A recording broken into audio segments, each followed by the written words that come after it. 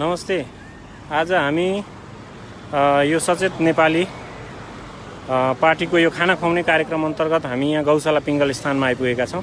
पुण्य प्रसाद प्रसाईजीको फेसबुकबाट म ओम खरेल यहाँ उपस्थित भएको छु आज।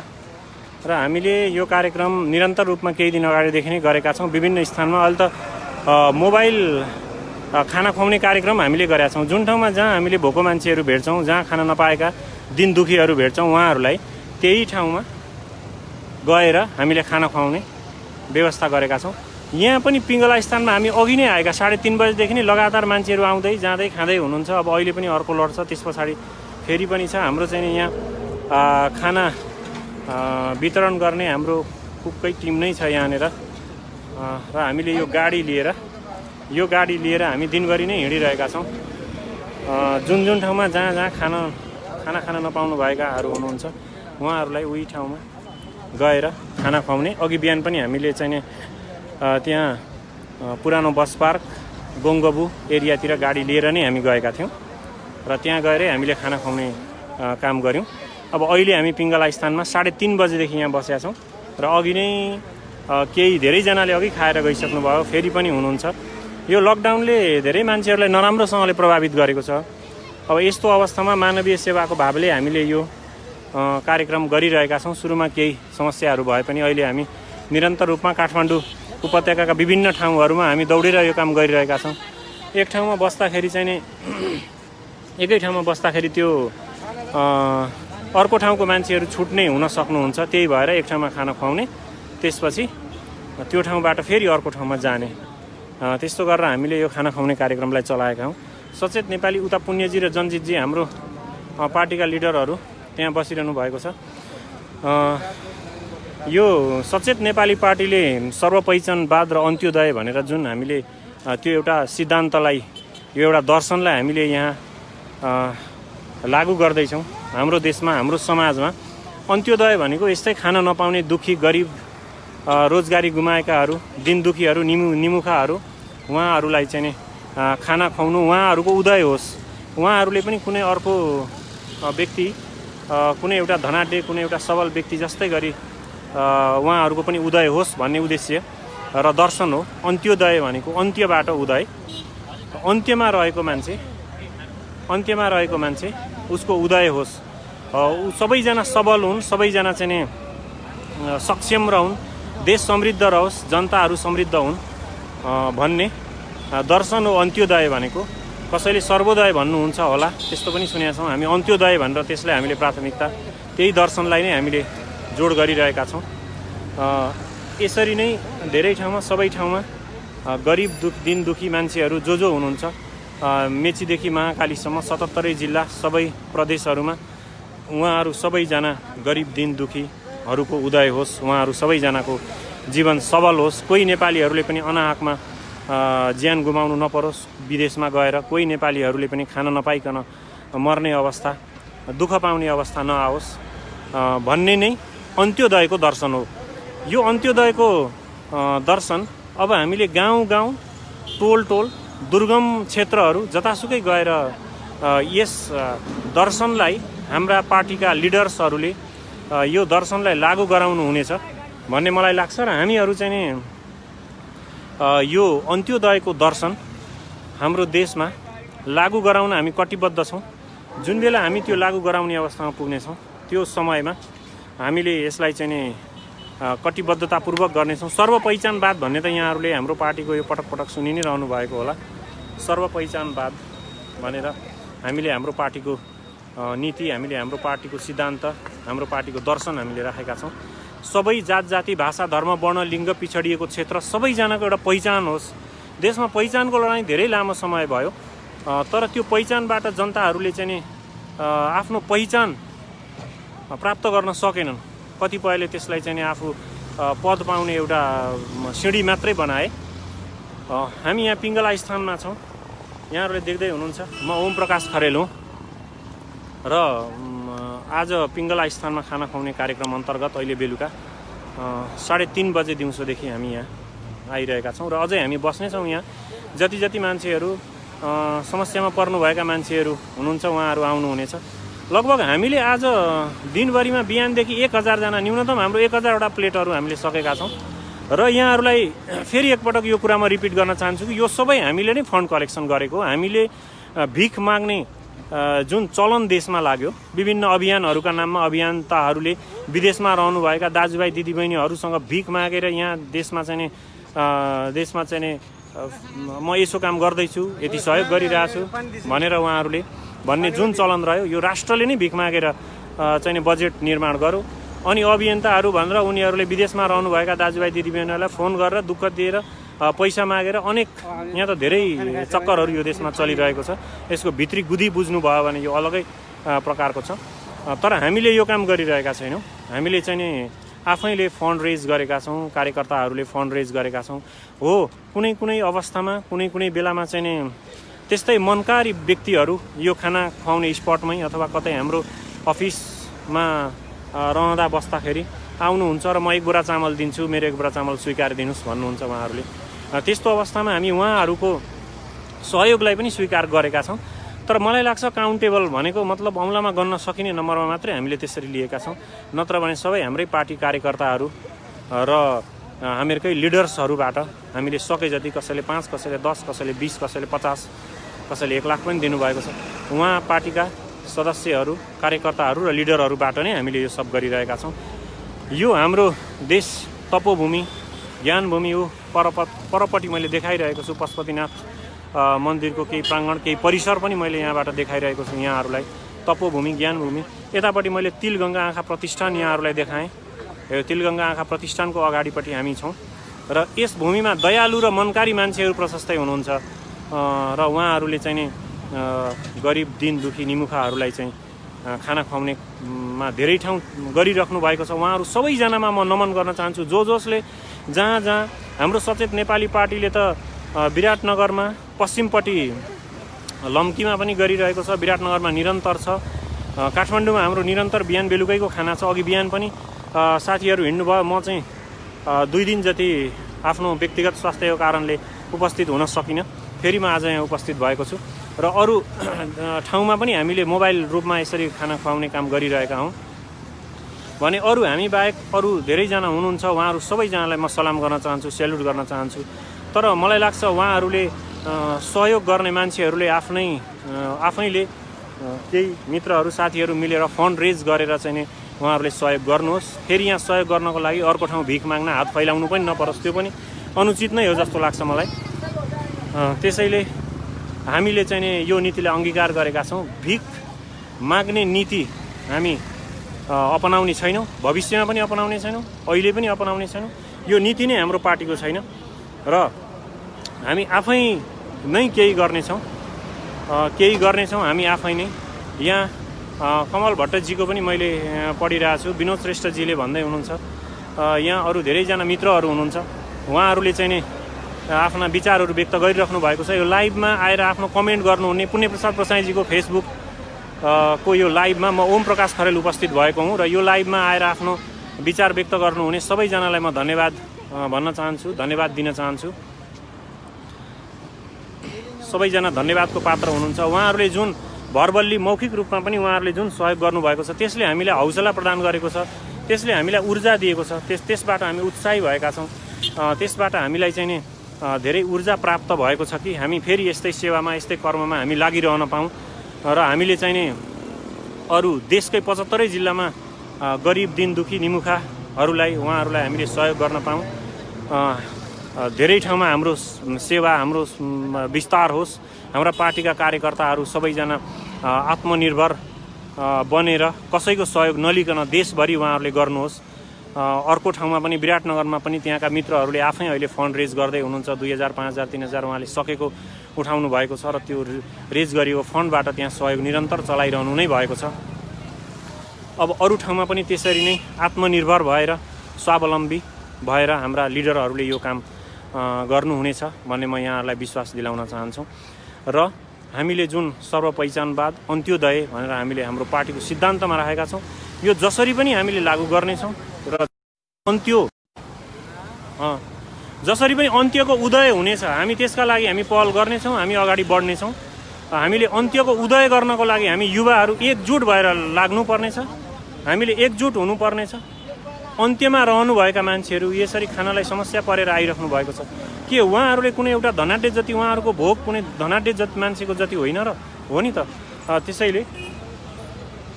त्यसै कारणले गर्दाखेरि अन्त्योदय भन्ने कुरा जुन हामीले पटक पटक भनिरहेका छौँ त्यो अन्त्यको उदय हुनै पर्छ। केही हाम्रा पार्टीका सिद्धान्तहरू केही हाम्रा कुराहरू जो छन् हामीले पटक पटक भनिरहेका छौँ त्यो कुराहरूको विषयमा अझै केही प्रकाश पार्दै अझै सरल ढङ्गले प्रकाश पारिदिन हुनको निम्ति म यहाँ हाम्रो सचेत नेपाली पार्टीका अहिले संयोजक हुनुहुन्छ पुण्यप्रसाद प्रसाईजी, उहाँलाई केही कुरा अहिले यहाँ म सोध्न चाहन्छु। पुण्यजी नमस्कार। यो खाना खुवाउने जुन कार्यक्रमहरू चलिरहेको छ यो कति दिन जति भयो अहिले चलिरहेको?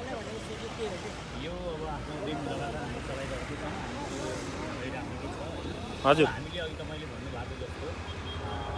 सर्वपहिचानवाद के हो, हामी कसरी यो देशलाई अवस्थामा सचेत नेपाली किन आएको भन्ने कुरा अलिकता म आज यो मेरो पेजबाटै लाइभ भइरहेको कारणले गर्दाखेरि म हाम्रा शुभचिन्तकहरूलाई म बताउन चाहन्छु। जस्तो हामीले के सोचिरहेका छौँ भने अहिलेसम्म जुन सिस्टम यो देशमा चलिरहेको छ यो उल्टो तरिकाले चलिरहेको छ। यो देशमा मात्र होइन यो संसारमै यो अहिलेको दर्शन अहिलेका विचारहरू उल्टो तरिकाले चलिरहेका छन्। त्यसैले यो संसारमा अहिले हामी यति धेरै कोही मानिसहरू एकदमै धनी, कोही मानिसहरू सडकमा, कोही मानिसहरूलाई भने सारा किसिमका सुख सुविधा, घर आफ्नै प्राइभेट जेट, तर कोही मानिसहरू यहाँ मागेर खानुपर्ने एउटा कुकुर बिरालाको हालतमा। यो किन भयो भन्दा यो दर्शन गलत छ। मार्क्सवाद भन्नुहोस्, पुँजीवाद भन्नुहोस्, यो लोकतन्त्र भन्नुहोस् या अध्यात्मवाद, यी दर्शनहरू गलत भएको कारणले यो उल्टो दर्शनले अनि यो संसारभरि नै यति धेरै हतियारको होडबाजी। दर्शन गलत छ, विचार छैन, विचारले लिड छैन, एउटा मानवताको भावले संसार बाँधिएको छैन। त्यो कारणले गलत दर्शनलाई अलि नजिक साउन्ड आएन भन्दै हुनुहुन्छ एकजना मित्रले। गलत दर्शनलाई अगाडि बढाइएको कारणले गर्दाखेरि हामीले यसलाई यो गलत दर्शनलाई हामीले सच्याउन खोजिरहेका छौँ। गलत दर्शनको कारणले जबरजस्ती शक्ति हातमा लिएर अर्थात् भनौँ अनेक प्रकारका हतियारहरू निर्माण गरेर यो संसार क्याप्चर गर्ने यो रणनीति अन्तर्गत यो संसार अहिले चलेको छ। किनभने दर्शन गलत छ। दर्शन गलत, विचार नभइसकेपछि जोसँग विचार हुँदैन उसले शक्तिको दुरुपयोग गरेर संसारलाई क्याप्चर गर्न खोज्छ। त्यो भएको कारणले गर्दाखेरि हामीले के चाहेको हो त? हामीले सर्वपहिचानवादले हामी चाहिँ विचारले यो संसार लिड गर्नुपर्छ। अहिलेका दर्शन गलत भएको कारणले जुन मार्क्सवादी दृष्टिकोण छ अरूलाई निषेध गरेर अरूलाई निर्मूल पारेर र द्वन्द्वात्मक भौतिकवाद मात्रै भनेर यो संसारलाई त्यो दर्शनले लिड गर्न सक्दैन। अर्को कम्पिटिसनको मात्र गर्नुपर्छ, प्रतिस्पर्धा मात्र चलाएर लोकतन्त्रको जुन मानव अधिकारका कुराहरू मात्र गरेर स्वतन्त्रताका कुराहरू मात्र गरेर यो संसार सुखी हुन सक्दैन। र अध्यात्मवादी दर्शनबाट पनि जसरी अहिले यहाँ के भन्ने गरिन्छ भने यो चराचर जगत केही पनि होइन, हामीले अर्को जन्मको लागि काम गर्नुपर्छ, अर्को जन्मको लागि अहिले गरेका कामहरूको पुण्य कर्म हामीले अर्को जन्ममा लिने हो भनेर एउटा अर्को गलत दर्शन छ। यी सबै तिनटै दर्शन जति पनि संसारमा छन् यी गलत छन्। त्यसैले हामीले सर्वपहिचानवाद भनेका छौँ। सर्वपहिचानवादले यी एकल काँटे एउटा खुट्टा टेकेर हिँडिरहेका यी दर्शनहरूलाई एक ठाउँमा चार खुट्टा टेकेर उभ्याउँछ यो सर्वपहिचानवादले। र त्यस पछाडि हामी सर्वपहिचानवादको मुख्य उद्देश्य भनेको हामी कुनै पनि यो देशको शासन सत्ता हामी सर्वपहिचानवादी दृष्टिकोणबाट हामी लिन्छौँ र लिएर त्यस पछाडि हामी नागरिक समाजवादको स्थितिमा समाजलाई पुर्याउँछौँ। नागरिक समाजवाद भनेको अहिले हामीले यो जुन समस्याहरू छन्, यहाँका भ्रष्टहरू छन्, यी भ्रष्टहरूलाई हामीले जेलमा नथुनिकन, यी भ्रष्टहरूलाई निर्मूल नपारिकन यो देशको विकास कसरी हुनसक्छ? यो सम्भव छैन। त्यसकारण यी भ्रष्टहरूलाई ठेगान लाउनुको लागि हामीले नागरिक समाजवाद भन्छौँ र त्यो नागरिक समाजवादको स्थिति सिर्जना भइसकेपछि हाम्रो अन्तिम पुग्ने लक्ष्य भनेको चाहिँ हाम्रो समतावाद हो। समतावादमा हामीले खुसीलाई प्राथमिकता दिएका छौँ। मानव जातिका जति पनि समस्याहरू छन् ती समस्याहरू सबै सुल्झिन्छन् र ती समस्याहरू सुल्झिसकेपछि ती समस्या हामीले सुल्झाइसकेपछि मुख्य कुरा भनेको मानिस सुखी हुने, खुसी हुने भनेको घाँस बाँस कपासले मात्र होइन। यो चिज अति आवश्यक आधारभूत कुरा हो। यो प्राप्त गरिसकेपछि नि मान्छे खुसी र सुखी हुन सक्दैन। धेरै धन कमाएर ठुला महल बनाएर पनि मान्छे खुसी नहुन सक्छ। त्यसकारण हामीले खुसी हुने तत्त्वको पनि खोजी गर्छौँ। हाम्रो साम्यवाद र यिनीहरूले जुन साम्यवाद समाजवाद भनेका छन्, मार्क्सवादीहरूले साम्यवाद र यो पुँजीवादीहरूले जुन समाजवाद भनेका छन् त्यो नभएर हामीले समतावाद भनेका छौँ। समतावादमा खुसी प्राथमिकतामा हुन्छ र हाम्रो चाहना भनेको यो देशका नागरिकहरूलाई सर्वशक्तिमान बनाउने, सम्पन्न बनाउने, आर्थिक रूपमा पनि सबल बनाउने, स्वास्थ्य रूपमा पनि सबल बनाउने र यो देशलाई शक्तिशाली बनेर आत्मस्वाभिमान बढाउँदै हामीले एउटा सुखी समाजको निर्माण गर्ने र अन्तिम उद्देश्य भनेको सुखको लागि हामी सबै लागि पर्ने। त्यसकारण समतामूलक समाज हामी एउटा समतावादको हामीले परिकल्पना गरेका छौँ। यो वादबाट लिड भयो भने यो मलाई लाग्छ यो विश्व नै हामीले सोचेको जस्तो विश्व बन्न सक्छ, जुन एकअर्कालाई मानवीयताको भावमा हामी गाँसिन सक्छौँ। अहिलेको संसारका मानिसहरू हाम्रै देशमा पनि भनौँ, हामीलाई जातिगत कुराहरूमा कसरी फुटाइएको छ, एकैछिनमा कोही मानिस पनि कसैका प्रति घृणा फैलाउने खालको घृणित बनाउन सकिन्छ। त्यसकारण यो स्थिति भएको कारणले हामीले यसलाई चाहिँ हामीले अब यो नयाँ दृष्टिकोणबाट अगाडि बढाउनुपर्छ भन्ने जस्तो मलाई लागेको छ र हामीले यो सचेत नेपाली महाअभियानले जुन पार्टी बन्दैछ यो पार्टीले योबाट संसारलाई लिड गर्नुपर्छ भन्ने मान्यता अघि सारेको छ र हामी कसरी हामी यो आज यो जुन व्यक्ति छ यो देशमा कोही मानिस भोकै छ, कोही अरबौँको भ्रष्टाचार गरिरहेको छ, भ्रष्टाचारीहरूलाई कुनै कारबाही छैन। आखिर यो किन भइरहेको छ त भन्दा यसको मुख्य जड भनेको चाहिँ यो देशमा कुनै निकाय त्यस्तो शक्तिशाली निकाय छैन, नागरिकहरूको निकाय छैन जसले यी भ्रष्टहरूलाई थुन्न सक्छ। यो प्रधानमन्त्रीलाईदेखि लिएर मन्त्री क्याबिनेटका निर्णयहरूसम्म हेर्न सक्छ, त्यसमा पुनर्विचार गर्न सकोस् र तिनीहरूलाई गलत गरेका छन्, गलत नीतिगत निर्णय गरेका छन् भने तिनीहरूलाई कारबाही गर्न सकियो। यो स्थिति सिर्जना गर्नको लागि हामीले अब राष्ट्रिय नागरिक आयोगको परिकल्पना गरेका छौँ। यो नागरिक स्तरबाट हामीले खुला रूपमा यो बनाउँछौँ र यो नागरिक आयोगले यो अख्तियारभन्दा माथि हुन्छ र यो अख्तियारले जुन कारबाही गरिरहेको छ यिनीहरूलाई पनि हामी कारबाही गर्ने र यी भ्रष्टाचारीहरूलाई पनि कारबाही गर्ने यो स्थिति सिर्जना गर्छौँ भने हामी अदालतको शुद्धिकरणको परिकल्पनाको लागि राष्ट्रिय अदालतको परिकल्पना गरेका छौँ। हामीले त्यो राष्ट्रिय अदालतले हामीले यी अदालतभित्रका भ्रष्टाचारहरू पनि निर्मूल गर्छौँ र यो देशलाई हामी कुनै पनि शर्तमा यो देशको सेनालाई शक्तिशाली बनाउँछौँ र अहिलेका विसङ्गतिहरूलाई निर्मूल गर्नको लागि हामीले नवनिर्माण सेनाको परिकल्पना गरेका छौँ। यो नवनिर्माण सेना भनेको चाहिँ कस्तो खालको सेना हो भनेर धेरैले भन्नु पनि हुन्छ। यो नवनिर्माण सेना भनेको वास्तवमा विकास गर्नुको लागि हामीले निर्माण गरेको सेना हो। देशका विकास कार्यहरू अनेकका ठेकेदारहरूले 25 वर्षदेखि अड्काएर राखेका हुन्छन्। कुनै आयोजनाहरू तपाईँ हेर्नुभयो भने 30 वर्षदेखि बनेका छन्। यो सबै कुराहरूलाई हामीले यी व्यतिथिहरूलाई निर्मूल पार्नको लागि हामीले नवनिर्माण सेनाको परिकल्पना गरेका हौँ। त्यसले देशको सीमालाई सुरक्षा गर्नु पर्यो भने पनि त्यहाँ हामी कुनै ठाउँमा सिमाना मिचियो भने पनि जनतासँग अगाडि नागरिकसँग फ्रन्ट लाइनमा अगाडि बढेर छातीमा गोली थाप्नु पर्यो भने नवनिर्माण सेना जान्छ भने विकास कार्यमा हामी दलाल ठेकेदारहरूलाई कुनै पनि काम नदिएर कुनै ठुला परियोजनाहरू देशका विकास कार्यहरू ती हामी यो नवनिर्माण सेना मार्फत नेपाली नागरिकहरू मार्फत गराउन चाहन्छौँ।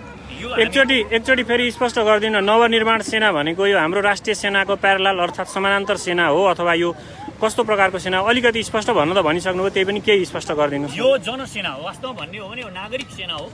यो नागरिक सेना भनेको हाम्रो परिकल्पना के छ भने हाम्रो राष्ट्रिय सेना, यो देशको राष्ट्रिय सेनालाई विश्वकै एउटा शक्तिशाली सेना बनाउने हाम्रो सपना छ।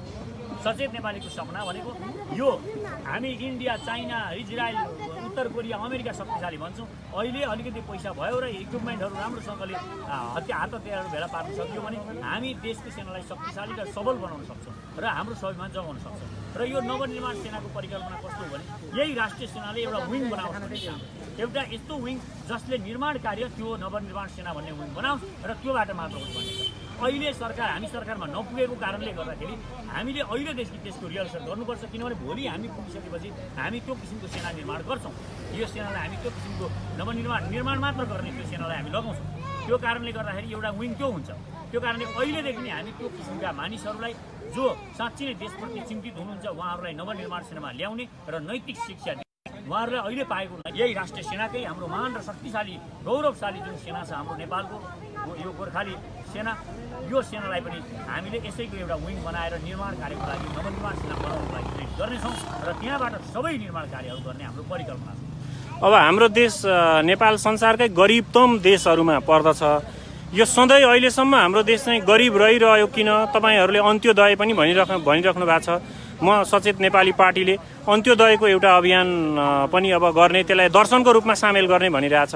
यो अन्त्योदय को विषयमा पनि केही बताइदिनु न। यो र नेपाल किन गरिब रह्यो, यसलाई कसरी चाहिँ तपाईँसँग के कस्ता चाहिँ छन् योजनाहरू, यदि सचेत नेपाली पार्टीले सरकार बनाउने अवस्था आयो भने कसरी तीव्र रूपमा देशलाई एउटा विकसित देशको रूपमा लान सकिन्छ? त्यसको लागि केही पूर्वाधारहरू हामीले बनाएका छौँ, हामी त्यो सोच्दैछौँ पनि। अब हाम्रो सोच के छ भने हाम्रो सोच चाहिँ अहिलेको स्थितिमा हामी यो देशमा गरिबी छ, यसको लागि कसरी रोजगारी सृजना गर्न सकिन्छ, हामी यसमा पनि परिकल्पना गरिरहेका छौँ। र अहिले यो देशमा यो सबै हुनुको प्रमुख कारण भनेको काङ्ग्रेसहरूले जब लोकतन्त्र आयो, प्रजातन्त्र आइसकेपछि काङ्ग्रेसीहरूले यो देशका उद्योग धन्दाहरू सबै बेचिदिए। यो देशका उद्योग धन्दाहरू बेचेर यही किसिमको कल्चरको विकास गरे र किनेर खाने कल्चर जे पनि खालि आयात गर्ने यिनीहरूले चलन चलाए र उद्योग धन्दाहरू निर्मूल पारिसकेपछि देशका युवाहरू बेरोजगार भए र बेरोजगार भइसकेपछि करोडौँ युवाहरू बाहिर जानु पर्यो र यसैलाई यिनीहरू यो कम्युनिस्टको शासनले पनि यसैलाई कन्टिन्यू गरे। यो कन्टिन्यू गरेको कारणले यिनीहरूले एउटा पनि उद्योग धन्दाहरू खोलेका पनि छैनन्। यति राम्रा उद्योगहरू थिए ती सबै, अनि उद्योग गर्नलाई यो देशमा कोही पनि प्रेरित हुँदैन। कुनै उद्योग कुनै प्राइभेट सेक्टरबाट गरियो भने यहाँका गलैँचादेखि लिएर पश्मिनादेखि लिएर यहाँका चियादेखि लिएर हाम्रा कफीदेखि लिएर सबै कुराहरूलाई, अमृत अदुवादेखि लिएर सबै कुराहरूलाई यहाँ निर्मूल पारिएको छ। त्यो कारणले गर्दाखेरि हामीले चाहिँ उद्योग धन्दाहरू खोल्नको लागि पहिला नागरिक स्तरबाट पनि प्रेरित गर्छौँ। हामीले यो देशमा साबुन किन किन्नुपर्ने, वर्षको डल्लोले बन्ने चिज हामी यहीँ निर्माण गर्न सक्छौँ। हरेक युवाले 1 लाख रुपियाँले एउटा उद्योग खोल्न सक्छ साबुनको, र त्यसले गाउँमा पुग्न सक्छ। त्यो गाउँभरि त्यहीँबाट उत्पादनले पुग्न सक्छ भनेपछि हामी यो कार्य गाउँमा गराउन सक्छौँ। साबुन सलाई उद्योग, सानातिना घरेलु उद्योगहरू गाउँमा चलाएर त्यो एरियालाई हामी त्यहीँ आत्मनिर्भर बनाउन सक्छौँ। त्यस कारणले गर्दाखेरि हाम्रो चाहना के हो भने हामी उद्योगहरू खोल्छौँ पहिला राष्ट्रिय स्तरबाट, र देशका नागरिकहरूलाई पनि उद्योग खोल्नको लागि उत्प्रेरित गर्छौँ।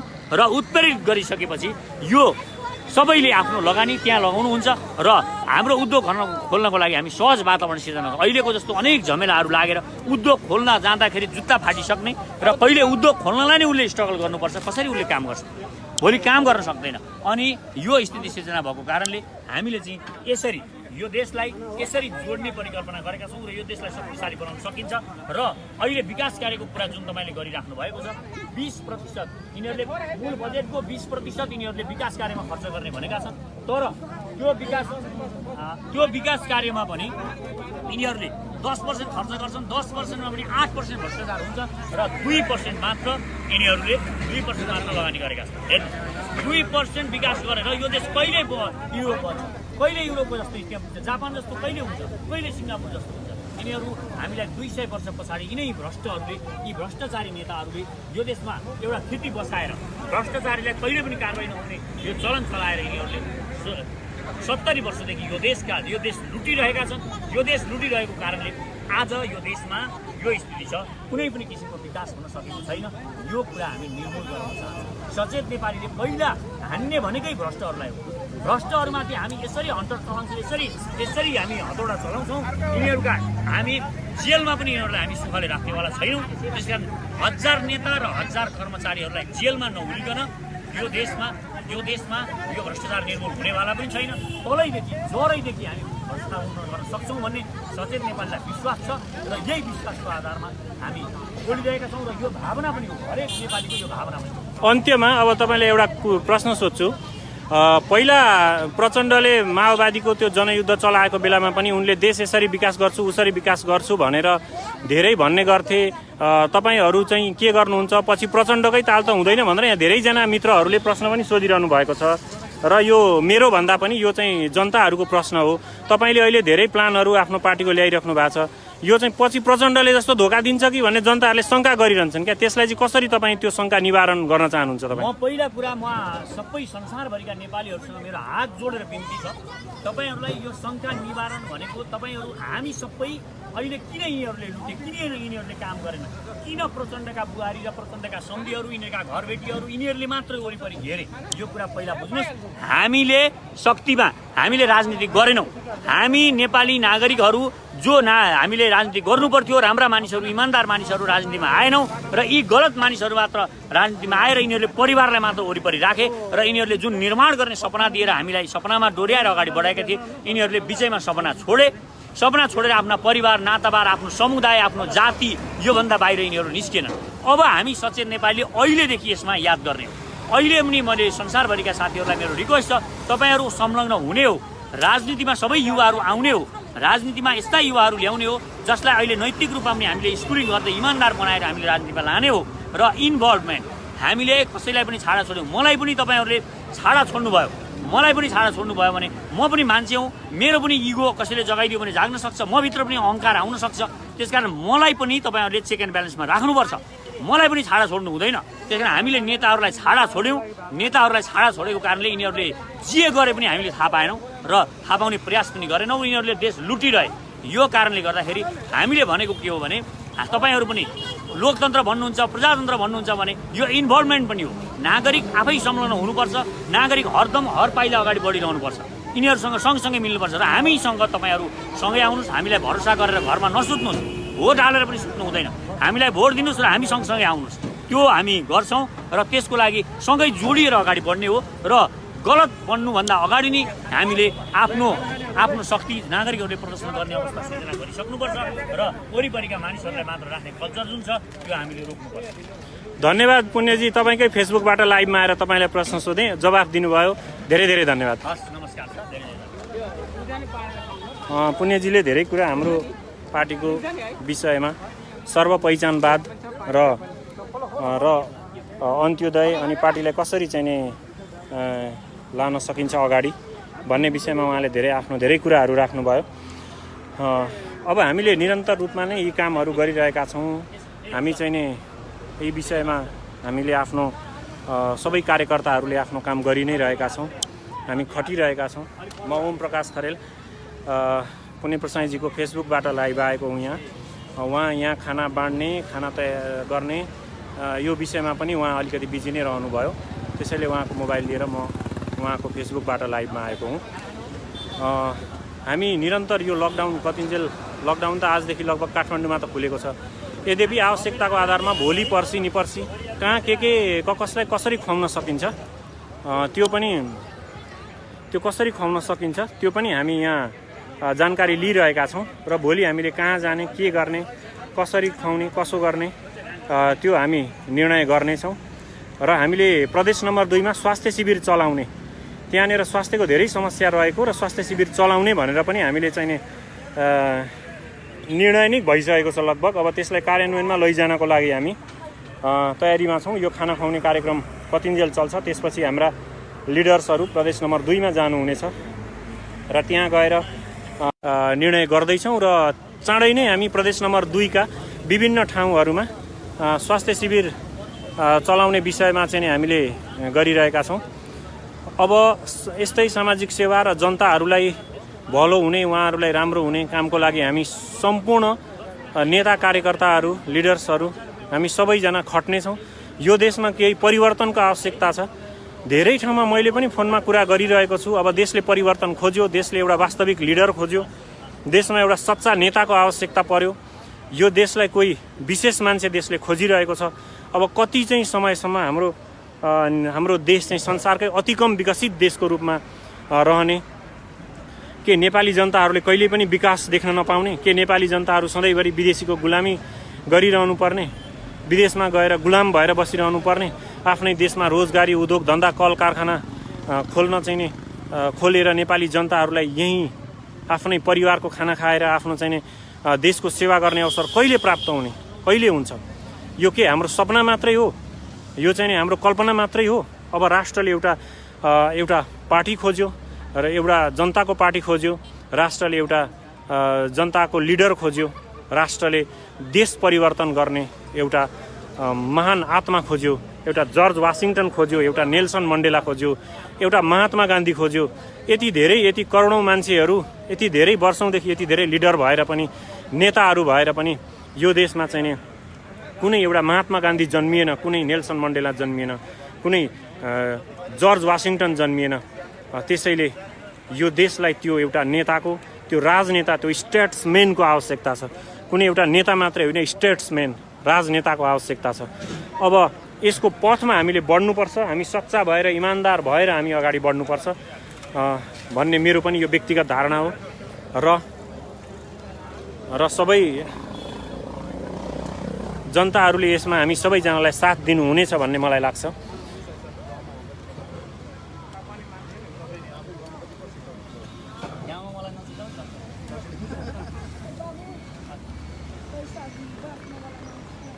पैसा बाँड्नेवाला हजार हजार बाँडेर सबैले बाँडिदिनु भयो क्या अब को अप्रत्यक्ष रूपमा यहाँ प्रकट हुनुभयो अनि हजार हजार हो यहाँ होइन अब बाँड्ने मान्छे गइसक्नु भयो उहाँको पैसा यहाँ एकजना व्यक्ति आएर हजार हजार रुपियाँ सबैलाई बाँडेर जानुभएको रहेछ। त्यसैले यहाँ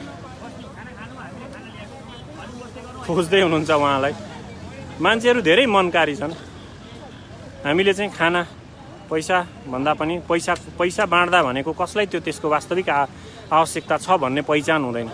पैसा दियो भने त्यो पैसाको वास्तविक आवश्यकता कसलाई छ भन्ने पहिचान हुँदैन। व्यक्तिले पैसा दिएर बरु खाना खुवायो भने यो चाहिँ कसलाई त्यसको वास्तविक साँच्चै नै आवश्यकता छ भन्ने कुरा पहिचान हुन्छ, थाहा हुन्छ भन्ने उद्देश्यले नै हामीले यो सब गरिरहेका हौँ।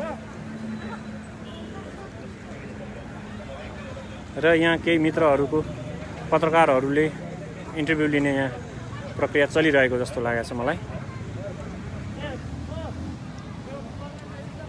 दर्शक नमस्कार। यति बेला मैले प्रस्तुति प्राङ्गणमा रहेका छौँ। यहाँ पाउने कार्यक्रम भइरहेको रहेछ। एकपटक यो पत्रकारहरूले लिनुभएको इन्टरभ्यूलाई पनि मैले यहाँहरू समक्ष देखाएँ।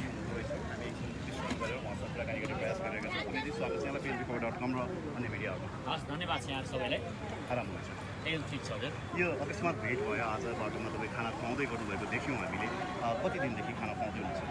यो हामीले पहिलो चरणमा चाहिँ हामीले विभिन्न जसले गरिराख्नु भएको छ उहाँहरूलाई सहयोग गरिरहेका थियौँ होइन। उहाँहरूलाई सहयोग गर्ने, उहाँहरूको टिममा जाने, हामी केही सहयोग गर्ने गरिरहेका थियौँ। र पछिल्लो चरणमा चाहिँ अब हामीले नि आफैले पनि यो गर्नुपर्छ भन्ने हामीलाई फिल भयो। किनभने एक ठाउँ जुन केन्द्रीकृत भएको देखिरहेको थियौँ हामीले, र विभिन्न ठाउँमा घुमी खुवाउनुपर्छ भन्ने हामीलाई लागेकोले हामीले 9 दिनदेखि यो गर्न थालेका थियौँ। अब त लकडाउन पनि खुलेको छ।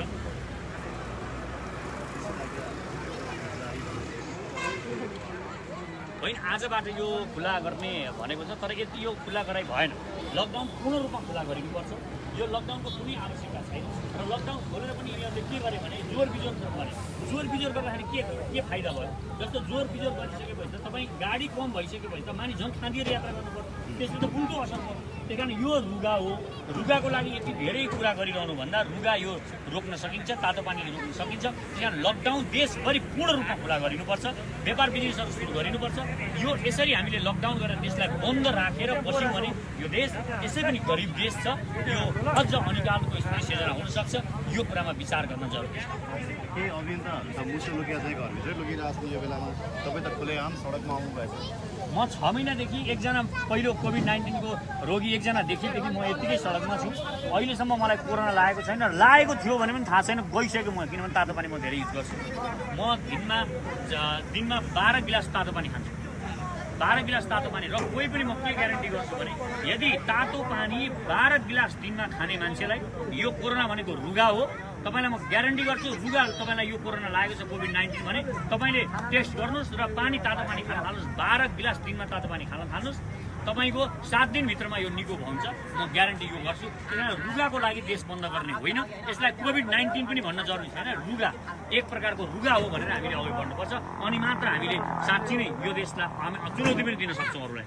सडकमा देखिएन नि त त्यो पर्दामा ठुला कुरा गर्नेहरू, चर्चित भन्नेहरू, अनि विदेशबाट लाखौँ पैसा सहयोग भाग्नेहरू आज सडकमा नदेखिँदाखेरि तपाईँ जतिको अभियन्तालाई दुःख लाग्छ कि लाग्दैन? यो कस्तो हुन्छ भने अल्छीहरूलाई बाना चाहिन्छ। अल्छीलाई के हुन्छ भने काम नगर्ने अल्छीलाई अलिकति पानी परेको जस्तो आकाश धुम्बियो भने है आज त पानी पऱ्यो जान्न काममा भन्छ, ऊ सुत्छ। अलिकति चर्को घाम लाग्यो भने पनि ओहो आज यत्रो घाम लागेछ जान्न भन्छ, ऊ फेरि पनि सुत्छ। उसलाई बाना चाहिन्छ अल्छीहरूलाई। अब अहिले कोभिड-19 को यिनीहरूलाई यस्तो बाना मिलेको छ अल्छीहरूलाई, र देशको विकास गर्ने नेताहरूलाई पनि त्यही छ। यी नेता भनेका यो देशका भ्रष्टहरूलाई भ्रष्टाचार गर्ने अवसर मिलेको छ। यिनीहरूले भ्रष्टाचार गर्न पाएका छन्। अब त धेरै एङ्गलबाट हेर्नुपर्ने बेला आएको छ। एउटा एङ्गलबाट मात्र हेर्ने होइन। अब त के भएको छ भने मास्क लगाइँदैछ। मास्क लगाइसकेपछि त्यसले भोलि हामीलाई के असर गर्छ? त्यो असरको लागि कतै यी विदेशी कम्पनीहरूले भोलि अर्को भ्याक्सिन निकालेर त्यो बेच्नको लागि यिनीहरूले हामीलाई मास्क लाउन बाध्य पारिरहेको छैन। यो पनि विचार गर्नुपर्छ। हामी हातमा सेनिटाइजर लगाइरहेको छौँ, दैनिक सेनिटाइजर लाउँछौँ। त्यो सेनिटाइजर लाउनुको कारण भोलि क्यान्सर भएर यिनीहरूले अहिले भ्याक्सिन उत्पादन गर्दैछन् र यति समयमा क्यान्सर संसारभरि फैलिन्छ। अनि त्यो भ्याक्सिन बेच्नको लागि कतै खेल त खेलिरहेका छैन। अब हामीले यो कन्स्पिरेसी थ्योरीबाट पनि हेर्नुपर्छ र हामीले यो देशलाई बन्द गर्नु हुँदैन। लकडाउनको यो स्थिति पूर्ण रूपमा तोडेर हामीले अब अँगालो हाल्ने, मैले त के भनेको छु चाँडै हामी अँगालो हाल्ने कार्यक्रम सुरु गरौँ भन्ने मैले अभियन्ता साथीहरूलाई भनेको छु। अँगालो हाल्ने हो, यो रुगा लिने हो एकपल्ट, यो रुगा लिएर पनि केही हुनेवाला छैन, 7 दिनमा निको पार्न सकिन्छ भन्ने कुरा देखाउने हो। म त चाँडै नै यो रुगा लिन पक्षमा छु, सार्ने पक्षमा, र सारेर 7 दिनभित्रमा यो म निको पारेर देखाउने पक्षमा छु। त्यसकारण अब हामी यसरी डराएर, रुगादेखि डराएर घरमा थुनिएर बसेर यो देश र यो संसार बन्दैन। यो उल्टो थ्योरीबाट संसार चलाउन खोजिएको छ र यो माफियाहरूले, मेडिकल माफियाहरूले यो नियोजित रूपमा यो खेल चलाएका छन् भन्ने मेरो विश्वास छ। राजनीतिक कुराकानी हामी पछि पनि गरौँ ल। अहिले सडकमा छौँ, सडककै कुराकानी गरौँ। सडकमा चाहिँ पुण्य प्रसाईलाई कतिले चिन्ता रहेछन्? त्यो सामाजिक सञ्जालमा चर्चित नै मलाई हुन्छ। चिन्नु कस्तो हो भने मुख्य कुरा, मलाई चिन्नु नचिन्नु महत्त्वपूर्ण कुरा हुँदैन। मलाई व्यक्तिगत रूपमा चिन्ने भन्दा पनि हाम्रो सचेत नेपालीको दर्शन उहाँहरूले थाहा पाउनु भयो, हामी के विचारले यो देश कसरी हामी अब बनाउन खोजिरहेका छौँ। यो देशलाई मैले सोधेको कतिले चिन्दो रहेछन् भन्ने मात्रै हो। त्यो मलाई थाहा, मैले त्यसको अनुसन्धान गरिनँ। मैले अब 1-2जना भेटिनुहुन्छ चिन्ने, मैले तपाईँ राजे समाज जस्तो कपाल पालेको पनि भन्नुहुन्छ कसैले, होइन? अनि तपाईँ के लिडर कसरी कपाल पालेको पनि लिडर हुन्छ र भन्नुहुन्छ, होइन? अनि मेरो भनाइ अहिले के छ भने हाम्रो जेलाई पनि हामी एउटा एङ्गल, एउटा चस्माबाट हेरिरहेको छ। नेता भन्दा पनि हामी बुढै हुनुपर्ने, कपाल पनि पाल्नु नहुने, होइन? त्यो किसिमको परिकल्पना गर्छौँ। देश विकास पनि हामी गलत तरिकाले परिकल्पना गर्छौँ, देश विकास। र अहिले यो संसार उल्टो तरिकाले चलेको छ, यसलाई हामी सुल्टो दर्शन लिएर आएका छौँ। अहिले तपाईँ आकाश तपाईँको माथि छ कि तल छ? मलाई भन्नुहोस् त कसैले। आकाश माथि हुन्छ कि तल हुन्छ? माथि हुन्छ, माथि हुन्छ। उहाँले पनि भन्नुभयो, यो सबैलाई थाहा छ माथि, तर धरती यहाँ छ। अब यहाँबाट हामीले छेडेर गयौँ, अहिले यो पृथ्वी यहाँबाट हामीले कुनै चिज छेड्यौँ भने अमेरिका पुग्छौँ, अमेरिकामा हामी हुन्छौँ। अमेरिकामा अहिले आकाश कहाँ भयो हामीबाट हेर्दा? तल भयो भएन, तर अमेरिकाका मान्छे पनि माथि नै भन्छन्। त्यसकारण यो हेर्ने दृष्टिकोण, हामी सबै प्रक्रियाहरू उल्टो तरिकाले त चलिरहेका छैनौँ, उल्टोलाई हामी सुल्टो भनेर हिँडिरहेका छौँ। यो आकाश तल पनि हुनसक्छ, यो परिकल्पना गर्नु। आकाश माथि माथि भनिरहेका छौँ, आकाश तल हुनसक्छ हाम्रो।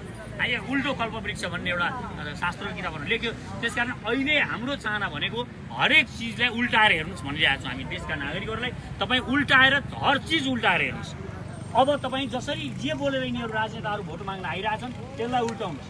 हामीलाई यिनीहरूले ठगिरहेका छन् भन्ने कुरा यो देशका जनतालाई हामी बुझाएर छोड्छौँ र हामी देशका जनतालाई बुझाइसकेपछि आउने निर्वाचनमा सचेत नेपाली यो युवाहरूलाई हामी शक्तिमा लान चाहन्छौँ, युवाहरूलाई यो देशको जिम्मा लाउन चाहन्छौँ। जब युवाहरूले यो देश चलाउँछ, तब एउटा ऊर्जावान, एउटा शक्तिमान युवाले जब देश चलाउँछ, ती मानिसहरूले परिवर्तन गर्न सक्छन्, नैतिकवान पनि हुन्छन् भन्ने मलाई विश्वास छ। उनीहरूसँग ऊर्जा हुन्छ, उनीहरूसँग चेतना हुन्छ, उनीहरूसँग शिक्षा हुन्छ। युवा भनेको त्यो तत्त्व हो। त्यसकारण युवालाई हामीले शक्तिमा लानको लागि परिपाटी मिलाइरहेको छौँ। हामी अहिले यिनीहरूले के गरेका छन्? 45 वर्ष माथिको मान्छे मात्रै कर्मचारी हुने, 45 वर्ष माथिको मानिस मात्रै आयोगको अध्यक्ष हुने, आयोगमा जाने, नेता पनि 45 वर्षदेखि माथिको। यो परिपाटी यिनीहरू बन्द गरेर 45 वर्षदेखि मुनिकालाई हामी सत्तामा लान चाहन्छौँ, शक्तिमा लान चाहन्छौँ। युवा नेतृत्वले देश एकपल्ट हान्नुपर्छ, अनि मात्र यो देश बन्छ भन्ने हाम्रो विश्वास छ। र युवामा जोस जागर पनि हुन्छ र उसले भ्रष्टहरूलाई कारवाही गर्ने शक्ति पनि राख्छ। म गर्छु भन्ने उसमा साहस हुन्छ, गरेर देखाउँछ भने। त्यस कारण युवाहरूलाई लाने तपाईँले यसरी जनता त यहाँ भोक्स लडिरहेका छन्, होइन? जनताले तपाईँको कुरा बुझ्छन् जस्तो चाहिँ मलाई अलिकति लाग्दैन। तपाईँ सडकमा आफू यसरी हिँडिरहनु भएको छ, जनताहरू होइन तपाईँसँग त म फेरि तपाईँसँग त म यो हो। अब हेर्नुहोस्, अब तपाईँको यही प्रश्नमा रोक्छु हामी। अङ्ग्रेजीमा अन्तर गर्दा गर्छु, राम्रो अङ्ग्रेजी बोल्नु भएको हुनाले त्यो होइन, एकछिन म उहाँको कुरा एउटा अङ्ग्रेजी जस्तो मैले भन्नु खोजेको जनतालाई, जनता रोक्छ प्रशिक्षण कि भोग्छ तपाईँ सडक? एकछिन यहाँ सुन्नुहोस्। पहिलो कुरा उहाँले अहिले के भन्नुभयो, हजुरको नाम के हो? सरु राईले के भन्नुभयो? हामी जनतालाई जहिले अन्डर इस्टिमेट गरौँ। यो देशको नेताले, यो देशका ब्युरोक्राट्स, माथिका मानिसहरूले जसले जनता बुझ्दैनन् के भन्ने। उहाँहरूको आफ्नो जीवन छ, उहाँ दर्शन आफ्नो छ दर्शन। हरेक नागरिकले आफ्नो दर्शनले जीवन चलाएको हुन्छ, उहाँले सबै कुरा बुझेको हुन्छ। तर यो हाम्रो आवाज, उहाँले जुन आवाज बोल्नुहुन्छ त्यो हामी सङ्गठित हुन पाएनौँ, हाम्रो आवाज जोडिएन। हाम्रो आवाज नजोडिएको कारणले गर्दाखेरि यो आवाजको सुनाइ नभएको, नबुझेको होइन। हरेक जनताहरूले बुझ्नुहुन्छ, मलाई विश्वास छ। हाम्रो यो आवाज जोडिन दिएका छैनन्, हामीहरूलाई एकअर्का बिच लडाएका छन्, हामीलाई यो देशमा रोजगारी सृजना गरेर विदेश पठाएका छन्। यो देशका हरेक युवाहरूलाई यसरी विदेश खेदिएको छ, किनभने यिनीहरू जोडियो भने हाम्रो टिक्दैनौँ, भ्रष्टाचार गर्न पाउँदैनौँ भन्ने यिनीहरूलाई लागेको छ। त्यस कारण यिनीहरूले यसरी यो देशका युवाहरूलाई, यो देशका जति पनि जनताहरूलाई यिनीहरूले विभाजित गरेका छन्। जातिको रूपमा विभाजित गरेका छन्, धर्मको रूपमा विभाजित गरेका छन्, अनेक रूपमा विभाजित गरेर यिनीहरूले हामीलाई भुटाएका छन् र शासन गरेका छन्। हामी फुट्नु हुँदैन, फुट्नुहुन्छ हामीहरू। हामी जोडिन जरुरी छ। हामी जोडिएर अगाडि बढ्यौँ भने यो देश हामीले कल्पना गरेको यहाँ भोगो यहाँ कसलाई मागेर खाने, कसलाई हात थाप्ने मन छ, कसैलाई मन छैन। सबै मान्छेलाई आफ्नो स्वाभिमान हुन्छ, केही गरेर देख्नु नै मन हुन्छ, जिन्दगीमा केही गरौँ भन्ने चाहना हुन्छ, हरेकलाई हुन्छ। उहाँहरूले किन यहाँ आएर थाम्नु परेको छ भने उहाँहरू किन खानको लागि मलाई दिनुहोस्, मलाई त्यो हारालुच गर्नु परेको छ भने पेटमा भोक छ। भोकले केही कुरा मान्दैन, भोकले कुनै दर्शन मान्दैन, कुनै विचार मान्दैन। भगवान् बुद्धले भन्नु पनि भएको छ एकपल्ट, एउटा मानिसलाई एक भिक्षुले आउने बित्तिकै उनले ज्ञान गुणका कुरा सुरु गरेछन्। ज्ञान गुणका कुरा सुरु गर्न साथ तिनले उनको ज्ञानको कुरा केही पनि बुझेन र भोलिपल्ट जब बुद्धले उहाँलाई पहिला खाना दिइसकेपछि अहिले ज्ञान भनेको भोकोलाई खाना दिनु पहिलो ज्ञान हो भनेर बुद्धले भन्नुभएको छ। र हामी यो किरातेश्वर महादेवको यो पशुपत क्षेत्रमा छौँ, यो एउटा पवित्र भूमिमा छौँ र भगवान् बुद्ध यो भूमिमा जन्मिनु भएको भगवान् बुद्धले हामीलाई यो दर्शन दिनुभयो। यो दर्शनबाट लिड हामी हुनुपर्छ, अनि मात्र हामीले जनताका भावनाहरू बुझ्छौँ। जनतालाई कहिल्यै अन्डर एस्टिमेट नगरौँ, नागरिकलाई अन्डर एस्टिमेट नगरौँ। नागरिकले हरेक कुरा बुझ्नु भएको हुन्छ। उहाँहरूले शक्तिशाली रूपमा आवाजहरू एक ठाउँ राख्न पाउनु भएको छैन। त्यो कारणले उहाँको कमजोर आवाजलाई हामीले नबुझेको ठानेका छौँ। ओके, मेरो अर्को प्रश्न थियो, जनता भोकसँग त्रसित छन् कि रोगसँग? सडकमा तपाईँले के भेट्नुभयो? यो देशको सबैभन्दा ठुलो समस्या रोग भन्दा पनि भोक छ। रोग भनेको यो रोग, तपाईँ जुन रोग भन्नुहुन्छ यो के ठुलो रोग हो? यसलाई म रुगा भनिरहेको छु बारम्बार भने त्यो रुगासँग को डराउँछ? अब रुगा कुन बेला खतरनाक हुन्छ हेर्नुहोस्। रुगालाई तपाईँले चिसो लागिसक्यो, तपाईँलाई चिसो लागेर रुगा लाग्यो, अब त्यसलाई फेरि चिसै खान थाल्नुभयो, फेरि चिसैमा बस्नुभयो भने त्यसले निमोनिया हुन्छ। निमोनिया भएपछि मान्छे मर्छ, अनि त्यसलाई हामी के भन्छौँ? कोभिड-19ले मर्यो। तर वास्तवमा यो रुगा लागिसकेपछि तातो पानी खाने, अहिले सरकारले हरेक टोलमा यहाँ हरेक 1 किलोमिटरमा तातो पानी खाने व्यवस्था गरोस्, तातो पानी खुवाउने सिस्टम बसाओस् देशभरि, यो काठमाडौँभरि। यो कोभिड-19को यो जति पनि बिरामीहरू छन् यी बिरामीहरू कोही पनि देखिँदैन। त्यस कारण तातो पानी खुवाउने व्यवस्था गर्नु पर्यो। अहिले चिसो पानी खानुपर्ने बाध्यता हुन्छ, निमोनिया लाग्छ, निमोनिया लागेपछि अर्को रोग हुन्छ, पहिले अलरेडी अर्को रोग हुन्छ, ती रोगहरूले आक्रान्त पारिरहेको हुन्छ, अनि रुगै पनि एउटा पिलोले पनि मान्छे मर्दिन्छ हेर्नुहोस् अर्को रोग छ भने। त्यसकारण ठुलो चिज चाहिँदैन। त्यसकारण यो समस्यालाई ठुलो बनाइएको हो। यो कोभिड-19 भनेको ठुलो कुरै होइन, यो रुगाभन्दा बढ्दा केही पनि होइन। जसरी तपाईँहरू अहिले सडकमा यसरी अभियान चलाउँदै हुनुहुन्छ, आम नागरिकको पेट भर्दै हुनुहुन्छ, तर नेपाली काङ्ग्रेसका युवा नेता गगन थापाले आज एक अन्तर्वार्तामा भनेका छन् कम्युनिस्टले देश बिगारिसके, अब उनीहरूलाई भोट दिँदैनन्, अर्को चुनावमा नेपाली काङ्ग्रेस अगाडि आउँछ। कि नेपाली काङ्ग्रेस कि कम्युनिस्ट? तपाईँहरू के आउनुहुन्छ? हो, अब यिनीहरू यसले राम्रो नगर्ने त्यो पर्खेर अर्को, उसले पनि राम्रो गर्ने होइन। उसले काङ्ग्रेसले सबै उद्योग धन्दाहरू बेचिसक्यो, अनि वाक्क भए नागरिकहरू, अनि यो कम्युनिस्टले पो गर्छ कि भनेर त्यहाँ यिनीहरूले देश बर्बाद पारे। यी दुईटै पार्टी भनेका यो देश लुटेर पार्टीहरू। त्यसकारण अब अहिले यो कोभिड-19 खतरा देखाएर यो सरकारले केही गरेन। मैले चाहिँ गर्थेँ, मसँग नीति थियो भनेर गगन थापाहरू भन्ने केही नीति होइन, विदेशीको पैसामा बोलेका हुने यिनीहरूलाई यहाँ आक्रान्त पारेर एकदम हाकार सिर्जना गरिसकेपछि यिनीहरू भोटको राजनीति गर्छ। हामी भोटको राजनीति गरिरहेका छैनौँ।